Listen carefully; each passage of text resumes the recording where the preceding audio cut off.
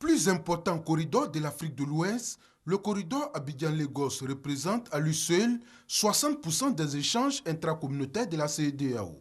Il faut donc faire en sorte que la libre circulation des personnes et des biens sur cet axe routier soit une réalité pour le bénéfice de l'économie nationale et pour l'intégration sous-régionale.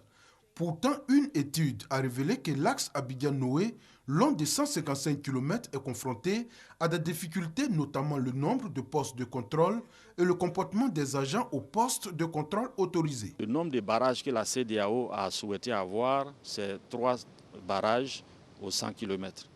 En Côte d'Ivoire, nous sommes partis en 2011 de 33 et aujourd'hui nous sommes à 6. Ce n'est toujours pas suffisant. La méconnaissance des barrages autorisés par les transporteurs favorise le racket sur ce tronçon.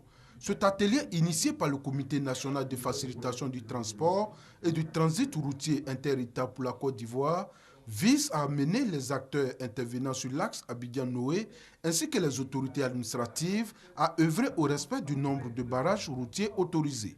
Les acteurs du secteur du transport ne font pas la différence entre un poste d'observation, un poste de sécurité et un poste de contrôle. Et à chaque fois qu'ils voient des corps habillés, ils s'arrêtent. Les acteurs du transport se réjouissent de cet atelier qui leur permet désormais de savoir la conduite à tenir. Nous nous sommes rendus compte que les chiffres sont assez signifiants. Cela a un effet néfaste, non seulement sur la vie des entreprises de transport, mais aussi et surtout sur l'économie ivoirienne. Je crois qu'il y a un satisfecit qu'il ne faut pas ignorer, mais beaucoup reste à faire. L'étude réalisée révèle que le racket sur les routes représente une somme globale annuelle estimée entre 95 et 150 milliards de francs CFA, dont 17 à 25 milliards de francs CFA dans la seule agglomération d'Abidjan.